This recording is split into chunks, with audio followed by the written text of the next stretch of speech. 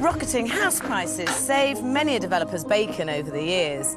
Whatever their mistakes, they were still protected by a rising market. But then in August 2007, that protection went away, just as 14 amateur developers set out to turn bricks and mortar into cold, hard cash. We now have about 6 times as much unsecured credit as we did in the early 90s.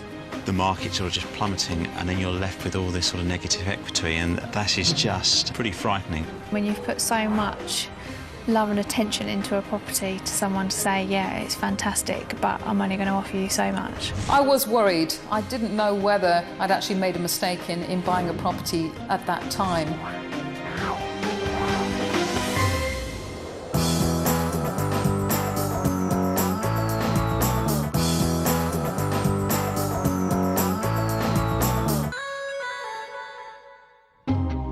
It's autumn 2007, and though the housing market is unstable, there's still much worse to come. So for tonight's developers, taking on 2 long and complicated niche projects could be a very risky strategy. Did you just think, do you know what, I really need a jailhouse? We paid £71,000 for a lock-up store down a dodgy alley. I'm sure I dream of the door going ka-chunk.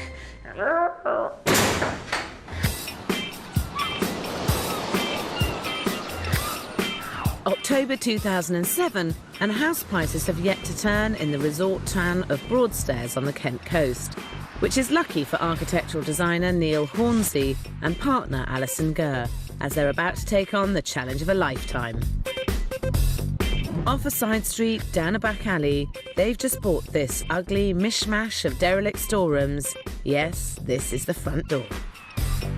They hope this dark, dirty and totally uninhabitable property is the start of a new career as property developers. From the common eye, it just looks like a storage building full of pigeon poo. We're going to add something that's part of me, part of you, and it's going to really lift it. It's going to feel like it's a great pad in the West End of London, right in the heart of Broadstairs. Broadstairs is a popular coastal resort where second homes go for a premium. And despite first impressions, I think these old storerooms could have potential. Only Neil and Alison will have to be very, very clever to unlock it. You've chosen to buy your first development in a street where you've got a pub with live music and a fishmonger's on the left-hand side. And then your development is down this little alleyway next door. Yes. The reality is some people might find that noisy and smelly. They may do, but I think you'll find a lot of people that come to Broadstairs are coming here for the atmosphere of everything else. This is a beautiful location. Neil and Alison bought well, paying a bargain £71,000 for the property. They hope their budget of just £65,500 is enough to create a home worth £180,000 price tag. That would bring them a great £43,500 profit for 7 months' work. There's a bit of me that thinks that £71,000 is amazing. You can buy a property for that little nowadays. And there's a bit of me that thinks you paid £71,000 for a lock-up store in the back of a shop down a dodgy alley, which is quite a lot of money when you look at it in those ways. Yeah, it is. Who's in charge here? Who ultimately is going to make the decisions? We play well off each other.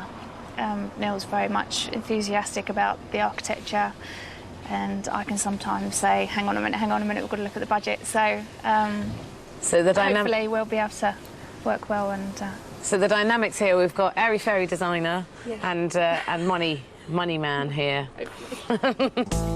I really hope Neil and Alison are a good team, because solving this property's problems on their tiny £65,000 budget will take a serious balancing act.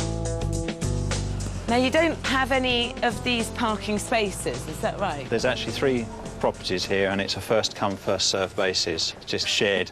Got to get in there first. Get in there first, yeah. Have you thought about talking to the freeholder about actually buying one of the parking spaces? We are talking to solicitors at the moment. We're hoping that we can try and secure that land for our property and just give the other tenants rights of way. I think the whole development could turn on securing this parking area. Crucially, it would allow them to gate off the approach, turning it from a dingy back alley into an exclusive bolt hole. You also have quite a challenge in turning the back of a shop, effectively, into a contemporary and an exciting residence. How are you planning on achieving that? I think by just changing the look of this space, really modernising this, adding really good quality materials. Glass is going to allow us to sort of just punch all these hard surfaces with light. It's going to open up the internal space and make it bright.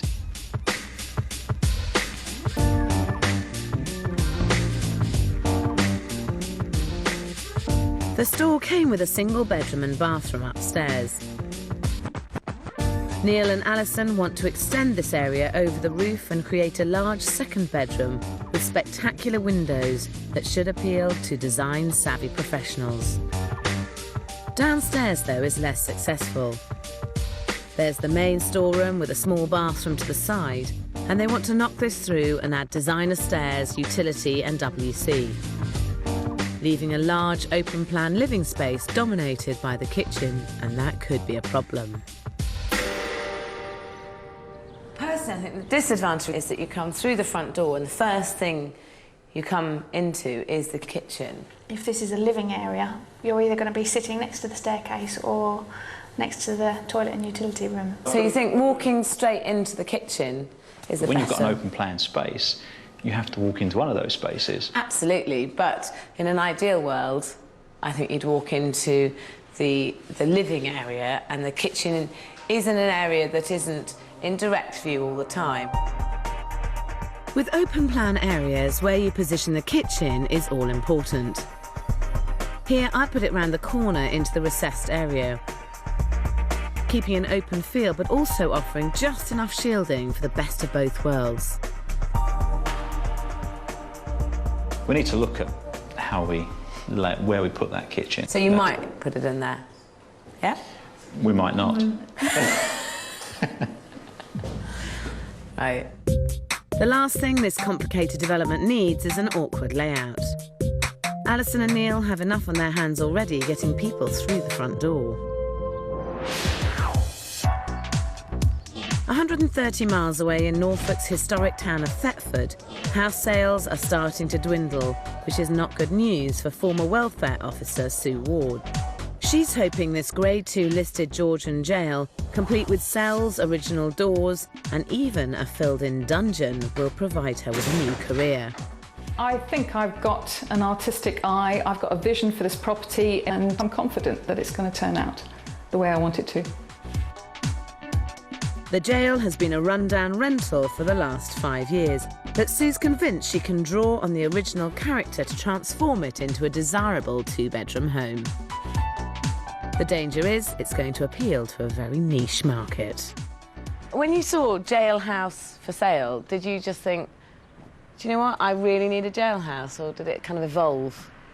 When I walked into it, I fell in love with it. It just had those quirky features that I thought would be a selling point. So you'd have been locked into the cell, and this is where you'd have got your food.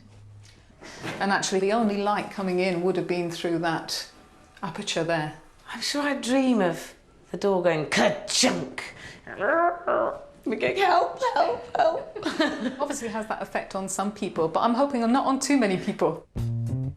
My worry is that it will. Taking on a property with such a gruesome history is ringing its serious alarm bells, as do Sue's figures. She paid £140,000 for it a year ago, when the market was in a different universe. She's planning to do most of the work herself in an attempt to keep to an unfeasibly small £20,000 budget. And she hopes to sell for £200,000, bringing in a £40,000 profit. It's not a lot of money for refurbishing a big old building like this. I can't afford for it to go too much over budget, because that would leave us with no profit at all. I mean, I would expect it to be maybe 60,000. Well, I'm hoping not. I'm very good at bargain hunting. Are you? I'm very good at negotiation, and I'm going to do a lot of the work myself. But I do think the margins are quite tight on this as a house. I mean, you do face a real possibility that you won't make as much money as you think you might. This is a massive restoration project. With a full team of builders, I'd expect it to take around 4 months. But flying solo, I think she could be imprisoned here for a very long time indeed.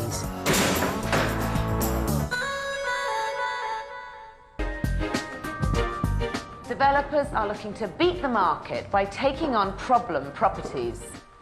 It's a high-risk strategy that can land first-timers in very hot water.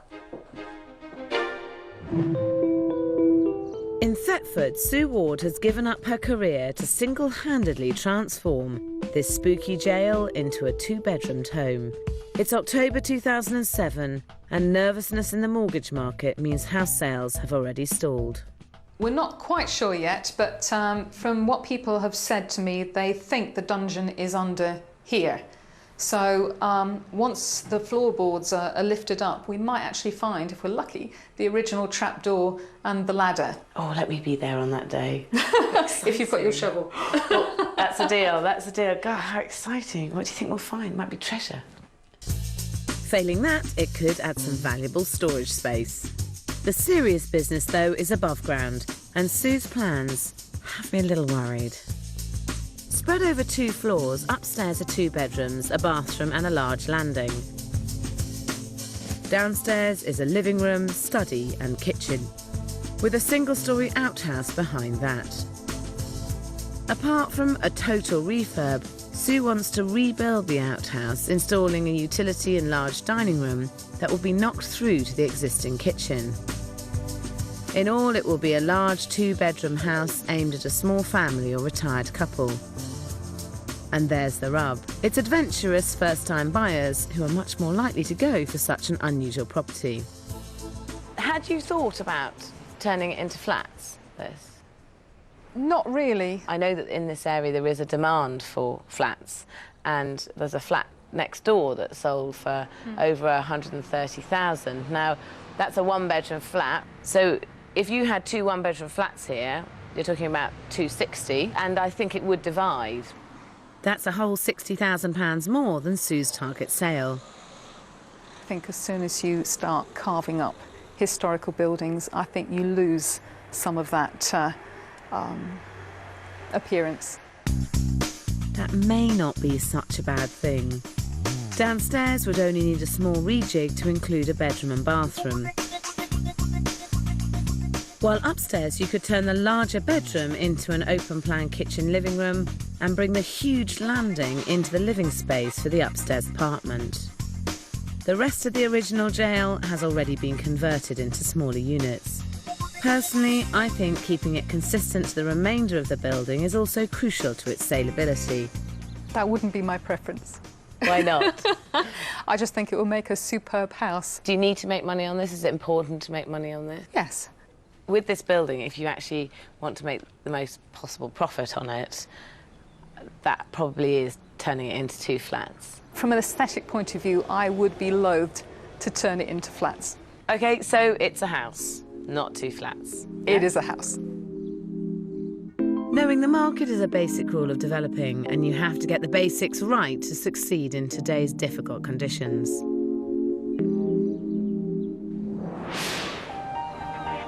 In Broadstairs, Neil Hornsey and Alison Gurr are starting their own massively challenging project. They're hoping to transform this derelict store into a luxury 2-bed holiday home. The builders kick off by knocking through the whole ground floor in line with Sue and Neil's open-plan design. It's just a fabulous building in the heart of Broadstairs, which just happens to be near a pub and near a fishmonger's. Once we get people inside the building, it's just going to be a wow after wow after wow. Unfortunately, getting buyers into the property is where it falls down. Its situation is pretty off-putting, and the locals seem to share my view. It's up an alleyway and it really doesn't look attractive at all. I wouldn't want to live next door to a fishmonger. They do have live bands in this pub as well, and it is going to be quite noisy. There is a solution, and that's if Neil and Alison buy the freehold to the alley. This London property is also off a busy road and down a narrow lane, but the approach has been turned into an exclusive enclave. With this development here, they've moved the entrance right up onto the road, which means that as soon as you come off the road, you're already in the development and you already have a sense of privacy. The downside with your development is the fact that you've got the pub, you've got the fishmonger, you've got the alleyway, and whichever way you look at it is always going to hold it back. But you have the ability of being able to change that by putting gates right up by the road. With good design, Alison and Neil could turn their alley from a major minus to a huge plus. Here, steel siding, an understated water feature and clever lighting all combine to stunning effect. Yeah, I like the idea of it because what we have is we're going for a very high-end dwelling, but at the moment we can't do that because we don't own that space. I think that of top priority should be pursuing the freeholder to either buy the freehold or ask their permission to put the gates in, and pursuing the other tenants who use the alleyway to get their agreement to put the gates in, even if they don't contribute financially towards them. We've established who the freeholder is, but we've just got to sort of focus our attention on sort of talking further. It'll cost a few £1,000s putting gates up, but it's money definitely worth spending, and you should certainly pursue it to the bitter end. 146 miles away in Thetford, Sue Ward's 6-month jailhouse project is also underway. And to say her approach is a more hands-on one is a major understatement. She's gutting the entire property herself, and while you have to admire this huge effort, in this housing market, not hiring in help could be a major false economy. I've got a little bit behind with some aspects of the build. Sometimes it'd be nice to get people in to help a bit more, but the budget is really tight, so I'm going to have to plod on and do as much as I can myself. And there's another huge worry hanging over this development. I'm still not convinced it's the best solution to develop this jail into a 2-bedroom house. Yes! I think downstairs would sell as a flat, but upstairs there just isn't the space. And I think, frankly, it would be criminal. This is a beautiful building, and I think it will sell much better as a house. When you're developing, it's crucial to know your local market. But I'm not sure Sue's done her homework, because here, unlike much of the country, where there's an oversupply of flats, they are still good business. And I'm not the only one to spot this. This site a few yards away is earmarked for 24 apartments. Just down the road, though, the developer has been trying to sell both flats and houses off plan. This development here is 12 flats and 8 houses. They've sold 8 flats and only 4 houses. So the flats are flying out the door. But the houses aren't, and that tells its own story. The splitting of my unit into 2 flats will be clumsy. Downstairs flat will be great. Definitely not the upstairs one. I think the upstairs one is a real problem. As it stands, Sue's looking for a £200,000 resale, but that would be for her entire house. So how much could 2 apartments fetch in Sue's property? This area here would be very similar to the space you'd have on the upstairs flat. How much do you think this is on the market for? I would have expected it to be on just under the 100,000 mark. This is on the market for £125,000, and it's just fractionally more square footage than you would have on your first floor flat. Sue's downstairs area would create an even larger flat, fetching around £10,000 more. Together, they could add £60,000 to her target sale price. I know you've shown me this flat, but the layout within the jailhouse, I think upstairs will be cramped. Is there an element of truth in the fact that you've sort of fallen in love with the jailhouse, and that actually you're veering off the path of the fact that this is for a business, and as a bottom line, it's about money? I think the building has a charm about it, and I think there'll be people who are similarly interested and will buy it because of that. I think you're going to keep it as a house, aren't you? I am. I think that's the bottom line, I'm afraid. Sue's given up her job and her savings. Is she in danger of giving up her future too? In Broadstairs, Neil and Alison are progressing well in their development. And there's big news. The owner of the alley is willing to sell them the freehold for £10,000. But unbelievably, they're balking at the price. Instead, they're shelling out major money on building a brand new first floor that many would-be buyers may never make it up the alley to see. You do take risks when you're borrowing the amount of money that we're borrowing to do this. And yeah, you do wake up with those cold sweats some mornings and think, crikey, that's a lot of money. But hopefully we'll be selling up quickly once we've completed it, and we'll be making the profit. With the shabby alley, that's far from a sure thing. What is certain is the rest of the development now has to be faultless. I could see kitchen units coming down here and an island here. Neil and Alison want a central kitchen that will dominate the living space. That may be a big mistake. Buyers are likely to want it against the far wall, in the more secluded and recessed area. This £2 million London property has a very similar L-shaped ground floor, and here the layout feels spot on. Here they've got the perfect solution because the kitchen is tucked right around the corner.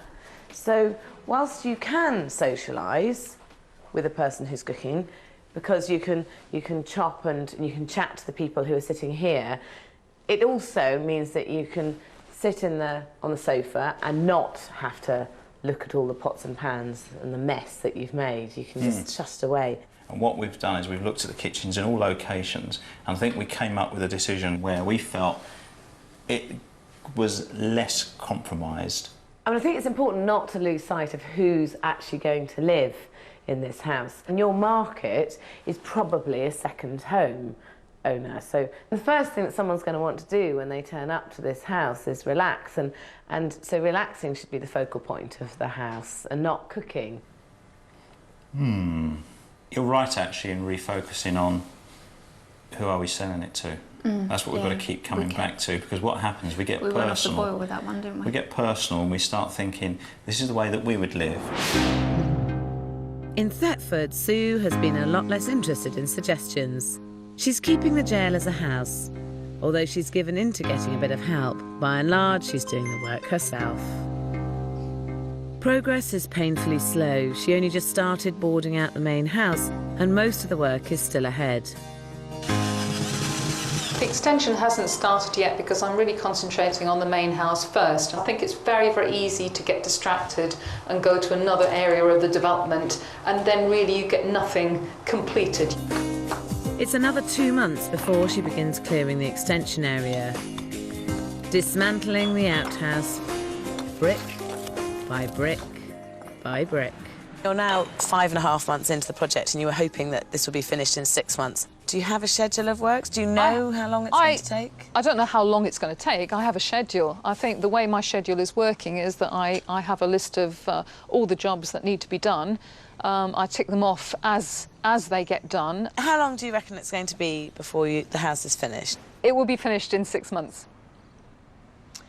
6 months. Obviously, one of the main issues is that you're doing a lot of this yourself. I mean, I could have got people in from day one and had huge numbers of workmen on site, but my budget would not stretch to it. And I think I said to you right at the very beginning, I am going to bring it in on budget, and that involves doing a lot of the work myself. Yeah. Sue's so concerned with the budget, she's forgotten the market. It's March 2008, and in the 5 months since she started, house sales have dropped nearly 50% in the area. With every passing day, Sue is losing money. See, I think you could finish this in 6 to 8 weeks if you actually shifted on it. I'm certainly up for making a schedule and perhaps speeding it up a bit. What would you be prepared to try and commit to? Try and commit, I say 3 months? 3 months, 12 weeks. Yes, I'll give it my best shot. I set you a challenge. Sue rises to my challenge. She draws up a new schedule and sets about clearing the old dungeon, and hires in 2 labourers to help. But I have to give Sue her due, she does lead from the front. It's really exhilarating being down here, but I can't begin to explain what hard work this is. If Sue carries on like this, who knows, she might even make the 12-week deadline. In Broadstairs, Neil and Alison are halfway through their 6-month build, and unlike Sue, they're exactly on schedule. But that could all be about to change. It's a very simple space that we're developing, and it really does need this signature piece. Neil's shopping for stairs, but it was always going to be hard to combine his design ambitions with Alison's cost-keeping. How much did this one cost then? This will cost you, I think it's about 100,000.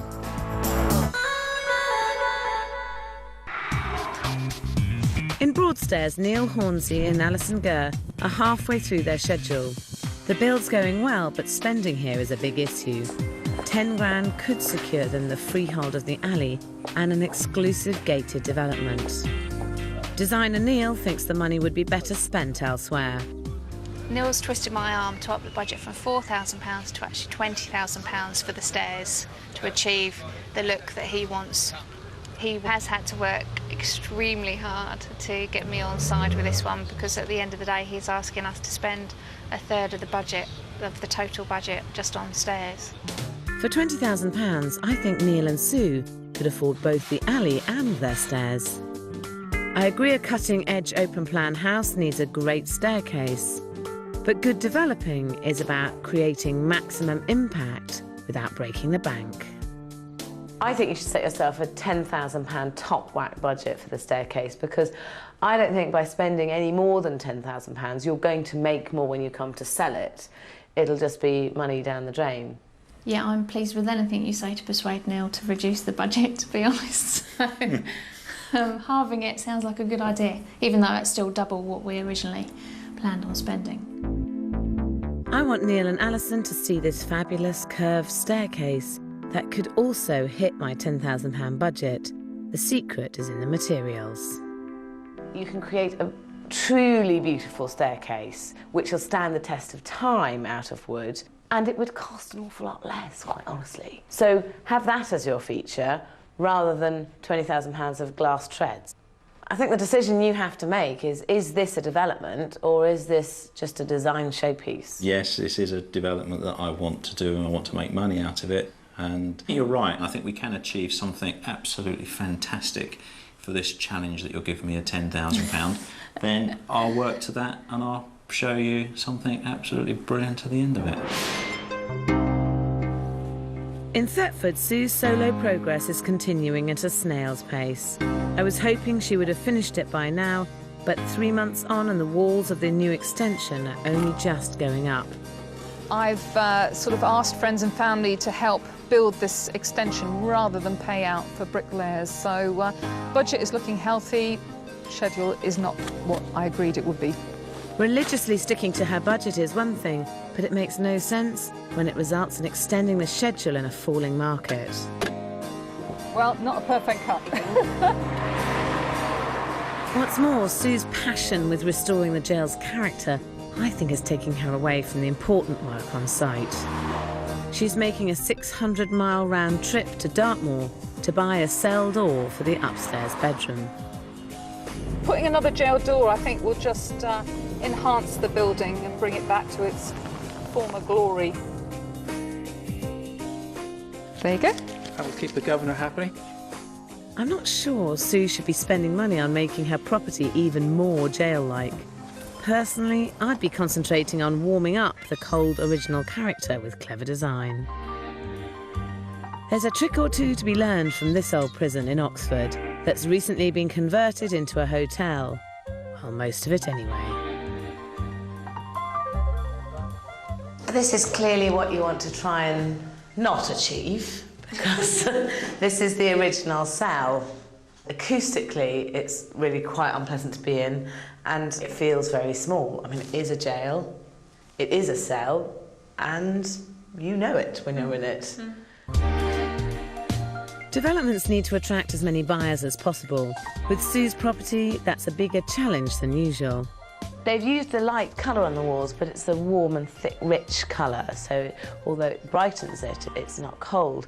And they've used darker colours on the bedspread and the furniture to sort of embrace the fact it is a small, dark room, but without making it feel claustrophobic, and that's quite a fine art to have achieved that. It's a lovely combination, yes. They've also rendered 2 of the walls so that they're smooth rendered and softer than having brick all the way around. Sue ceiling panels and carpeted floors are a good device to eliminate any eerie echo. It's all intended to take the hard edges off the original building. You've driven down to Dartmoor, haven't you, to pick up a cell door to use in the house? It's to go on the ensuite. That was an area that would have been a cell originally, which is why I've got that door, just to embrace what would have been in that area. But I think if you've got a very small room that's very constricted and an original cell door, I think that there are some people who may find that a little bit, well, claustrophobic, really. Well, you'll have to use the ensuite and see how you feel when it's finished. No thanks. In complete contrast, in Broadstairs, Neil and Alison's design ideas are spot on for their developing market. An ultra-modern kitchen is being installed in the ground floor's recessed area. And Neil's stairs are going up, with thankfully not one piece of expensive glass in sight. It should be an exciting time, but Neil and Alison are worried. It's April 2008 and a tumbling nationwide property market is prompting a major rethink. We got new plans for the property. We decided to hold on to it as a holiday let. The market is very unstable, and there's a lot of media hype about prices going down and a recession. So we think that ultimately now is not a good time to sell. It's a huge decision, and I want to make sure Neil and Alison have really thought it through. I understand why you're thinking as you are, because it's a dilemma that I think a lot of people are in. But I think you have to look at the reality of the situation right now. Whatever you read in the papers or are told by agents, the only true way to gauge prices in today's uncertain market is to look on the Land Registry website. Here in Broadstairs, prices are still static. So I'm not sure that letting instead of selling is such a good move. There is a massive difference between developing a property to sell and developing a property as a holiday let, and surely it's tremendously over-specified for a holiday let. It will warrant, I think, as a holiday let, a more discerning client that's going to come down and let and use it. Well, most people who come here are families. Yeah. And they have kids. And that's not a very good holiday let for a family with kids. Whether we sell it or whether it's a holiday let, it's always been designed around a young professional couple. I personally think it's going to be easier to find somebody who's prepared to buy a home who's a young professional than lots and lots of young professionals who want to come to Broadstairs on a week's holiday and rent somewhere. Perhaps we're getting a bit greedy. Perhaps we're falling into that camp to think, we want a bit more. Shall I cash my chips in now? In Thetford, it's now been over a year since Sue started on the jail, and her prison sentence seems never-ending. There's still a huge amount of work to be done, connecting the extension to the house, and then on top of that, at Sue's pace, many more weeks of plastering and decorating ahead. They're still not finished. You could say that. Not far off now, though. No, because it's 18 months since you started, isn't it? And you were going to take 6 months. Yes. And when we met after 6 months, you said 12 weeks definitely will be finished. It's a long way from being finished, isn't it? So the 6-month schedule at the beginning, I see now was totally unrealistic. But then I had no experience. I had no frame of reference. It was my first renovation. I want to see inside. Follow me. With buyers few and far between, I worry that even when Sue does finish this development, those quirky prison features have made this even more difficult to sell. It actually literally is a dungeon. Wow. There's a lot of jail references in this, isn't there, which is fine. And well, that's what it is, a That's jail. what it is. And I think ultimately you're either going to love this building or hate it, aren't you? I think that there is a huge interest now in unusual buildings. I think people are looking for something more than the standard box, and I think this is more than a sort of a standard box. It's just all a bit creepy being in a dungeon with some shackles, but maybe that's because I've got an issue with being locked up in a dungeon. The truth is, this development has missed a bit of an opportunity from the beginning. Turning the house into flats could have been Sue's get-out-of-jail-free card, but I feel that she's been too close to the development to see its true potential. I think the truth is you've committed the cardinal sin of property developing, and you fell in love with this development, didn't you? You could say I have an attachment to this building. That would be fair to say. and more as it moved on, it stopped being a development and it became a historical restoration and a labour of love. I think it has turned into a restoration. I never wanted to be out of pocket. I always wanted there to be, you know, a profit from it. But obviously in this current market, I doubt that I've even got that now. Do you know how much it's worth now? I think I have a rough idea. In this present market, I think it's probably only worth about 155. That's £50,000 less than she hoped for. Even with a never-ending schedule, it's important to keep an eye on the market to see if you've lost all chance of making a profit. It's got lots of period features and it's full of character. Unfortunately, since the owners have bought this property, house prices in the area have dropped about 20%. I would value this property at £160,000. I value this property at £160,000. So what's the plan? Because it's now valued at about break-even point for you. What are you thinking you're going to do? I've taken the decision to develop it into a holiday let. Goodness, holiday let. It's a good idea, but I think that you have to be aware in this market, you need a 10-year plan, not a 1 or 2 year plan if you're going to do this as a holiday let. Well, hopefully your holiday letting career will be more enjoyable and better than your developing career. Watch out, I've still got the shackles down in the dungeon, so don't be nasty. Back in Broadstairs, Neil and Alison are really motoring and coming to the end of their development. And thankfully, they've decided against doing a holiday let, so they're going to sell. Not put off by the falling market, they're hoping for even more than their original £180,000 target price. I would expect it to be up somewhere between 230 to 245.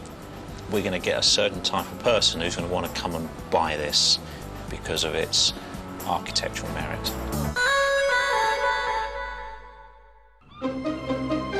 Since Neil and Alison Gurr started out on their massive conversion of an old lock-up in Broadstairs in Kent, Northern Rock has collapsed, mortgage approvals have plummeted, and no one's got a clue when and if the housing market will recover.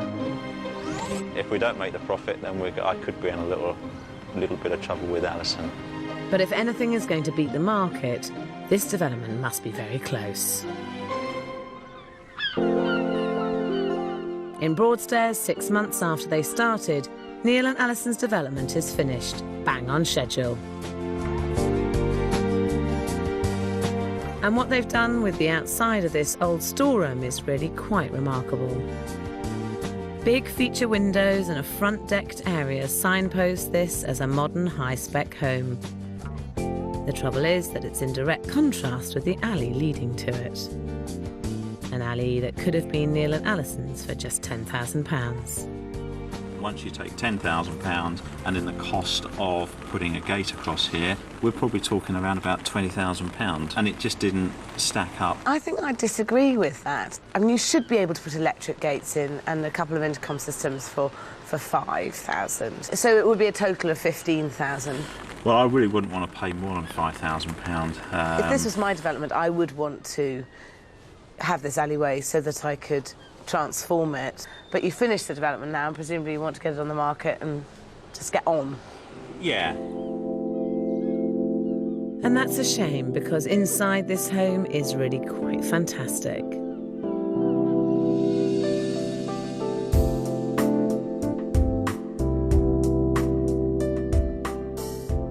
The derelict old building is now a temple of high design, with a great finish, super clean lines and lime green feature walls all working together in a superb open plan space. Not least because the kitchen is exactly where it should be. Overall, do you think that this space now works well downstairs? This worked out best because it gave us the best use of the space for the open plan area to sit and dine. So you're relieved you didn't end up putting the kitchen slap bang in front of you as you walked through the door? Yeah. No, yes. I I was going to say no. I'm pleased we didn't put the kitchen over there, really for the reason now is that when you come through the door, you see my fantastic staircase. It still needs a handrail, but the pared back steel and wood construction is starkly simple and I think quite stunning. Did Neil rise to the challenge and halve the £20,000 he originally thought he had to spend? So how much did they end up costing you? It cost us £8,500. Right, so you did manage to halve the cost from 20,000 down. Yeah, we saved ourselves thousands of pounds by actually using my skill of being able to design. It's great that he's managed to meet your challenge to bring it under 10,000 because £20,000 was just a ridiculous figure for a staircase. Upstairs, Neil and Alison have gone for a simpler look in the master bedroom. The huge windows make enough of a statement on their own. Next door, the luxury kicks in with a top-end bathroom. A mosaic wall and the sleekest of fittings combined again for the very highest finish. It all looks great, but it all looks very expensive. And initially you were hoping to spend 65,500 on the whole development. How much did you end up spending? A little bit more. We actually ended up spending £90,000. So do you think your budget was unrealistic in the first place? No, I don't think it was, because I think I could have turned this development round for the 65,500. But we could see the potential once we started to get the second floor in. So we upped our game in certain aspects. So it changed along the way and you didn't quite sort of appreciate exactly what you bought until further on down the line. Yeah. I kind of think once you bought this space, this was your only option. You had to go down this line and it was always going to cost this sort of figure. It would have been a big problem if you'd bought this slightly dodgy space and a slightly dodgy alleyway and kept it all right. Doing this whole project for £90,000 is pretty impressive, but it does mean if Neil and Alison sell at their original target price of £180,000, they'd be well under the £43,000 profit they were hoping for. That would now make you a £19,000 profit. Would that be okay? £19,000 isn't bad, but I don't think it would be worth 180. I think it's going to be in excess of 200. What do you think it could be worth now? In our wildest dreams, it would be an absolute amazing dream to come true if we got around 245, but there's always the danger of getting greedy. Yeah, I'd be happy at the sort of the 230 mark. Yeah, I'd be happy. I'd be over the moon if we sort of hit those sort of figures. That's a whole £50,000 over the original £180,000 target. Will the agents think Neil and Alison have done enough? I really like the idea of the kitchen being tucked away a bit so it doesn't become a focal point. The staircase is stylish in its own right. It's the perfect kind of weekend retreat or possibly a bolt hole for someone. I think it will definitely attract an out-of-town buyer. I do have some reservations about the location. At the end of the day, a beautiful house next door to a fishmonger.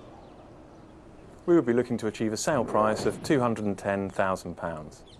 I would value this property at £225,000. I would value this property at £225,000. Now we've had 3 valuations and they've come in at 210,000, 225,000 and 225,000. I think that's fantastic. They would give you a profit of between £49,000 and £64,000. You only need to find that one-off buyer because that's all it'll take, but that may be a bit tricky. It's a bit of a one-off property. So do you have an idea what you'll put it on the market for? I think it would make sense to market it around about the 230 mark. If I was you, I'd go in at 220. Ultimately, you want to generate interest in this, don't you? You want lots of people to want to come and look at it. Yeah, I think you might be right. And if you've got 5 people who want to buy it, it'll end up at 230. Yeah. Okay. I think we'll go for 220. Yeah, I think we'll put it up on the market for 220. And, okay. Good luck. Good luck with it. Thank you. Neil and Alison put their house on the market for £225,000 and 4 months later accept an offer of £210,000, making them a respectable £49,000 profit. Property developing is a risky business even when the market's on your side. If you've got a good business plan and a strong set of figures, it is possible to make a profit even in a falling market. If it's a hobby, though, steer well clear. It could cost you dear. Next week's developers prospered in a rising market. 2 new businesses, holiday lets and property development. You've bitten off a lot. But now they're risking it all on a huge, historic development. It's become our future. The bookings are essential to our survival because everything we've got, we've ploughed into it.